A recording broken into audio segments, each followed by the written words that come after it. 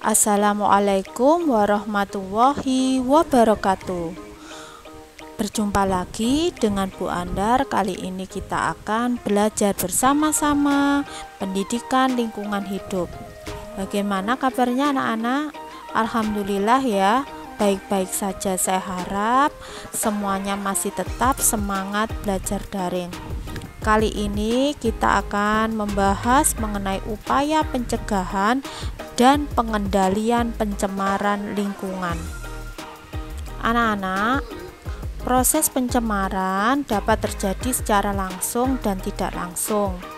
Sekarang pencemaran langsung, bila polutannya langsung berdampak pada kesehatan manusia, hewan, dan makhluk lainnya.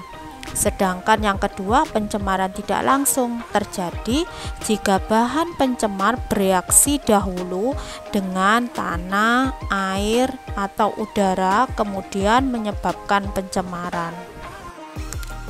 Lah, sekarang bagaimana cara untuk mencegah terjadinya pencemaran lingkungan? Yang pertama, menempatkan daerah industri atau pabrik-pabrik besar jauh dari daerah pemukiman penduduk. Yang kedua, pembuangan limbah industri harus diatur sehingga tidak lagi mencemari lingkungan. Yang ketiga, memperluas gerakan penghijauan dan rebusasi hutan yang gundul. Yang keempat, tindakan tegas terhadap pelaku pencemaran lingkungan. Yang kelima, membuang sampah harus pada tempatnya, terutama di tempat-tempat umum. Kita harus selalu menyediakan bak sampah sehingga sampah bisa dibuang pada tempatnya. Yang keenam, memberikan kesadaran kepada masyarakat tentang arti lingkungan hidup.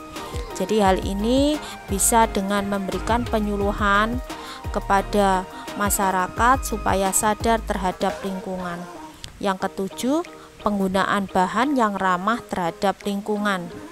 Contohnya, membatasi atau tidak sama sekali menggunakan bahan yang berbahan plastik. Kita lanjutkan, yaitu usaha pencegahan dan pengendalian pencemaran lingkungan harus dilakukan secara bersama-sama.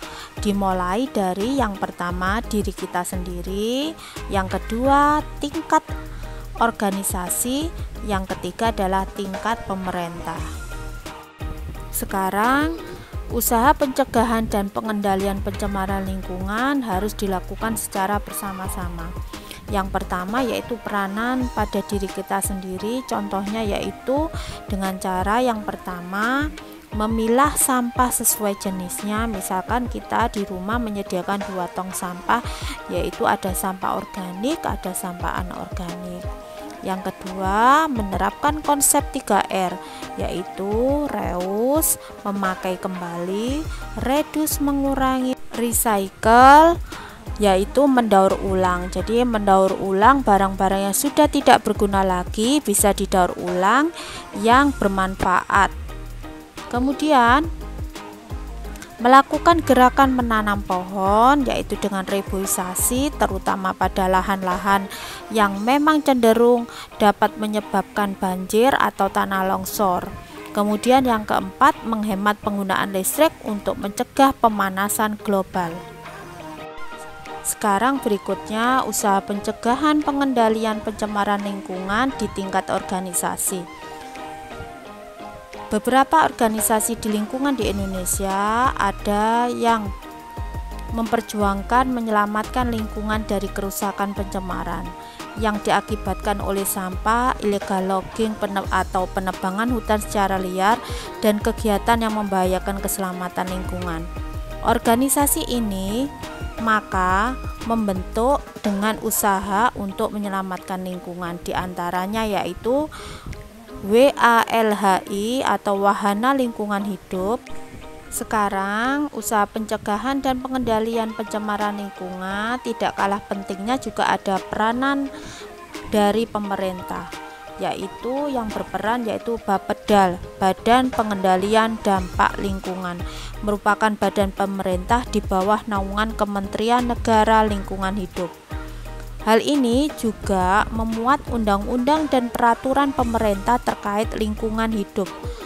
Di antaranya adalah yang pertama Undang-Undang Republik Indonesia Nomor 23 Tahun 1997 tentang pengolahan lingkungan hidup. Kemudian yang kedua Peraturan Pemerintah Nomor 27 Tahun 1999 tentang analisis mengenal dampak lingkungan hidup. Kemudian yang ketiga, Peraturan Pemerintah Nomor 74 Tahun 2001 tentang pengolahan bahan beracun dan berbahaya atau dinamakan dengan B3. Nah, anak-anak, itu tadi materi yang disampaikan oleh Bu Andar, yaitu mengenai upaya pengendalian dan pencegahan pencemaran lingkungan. Hal ini harus bersama-sama kita jaga lingkungan kita agar lingkungan kita bersih. Kemudian peran yang paling utama adalah pada diri kita sendiri. Tetap semangat belajar dan jaga kesehatan. Jangan lupa semangat belajar daring. Saya akhiri. Assalamualaikum warahmatullahi wabarakatuh.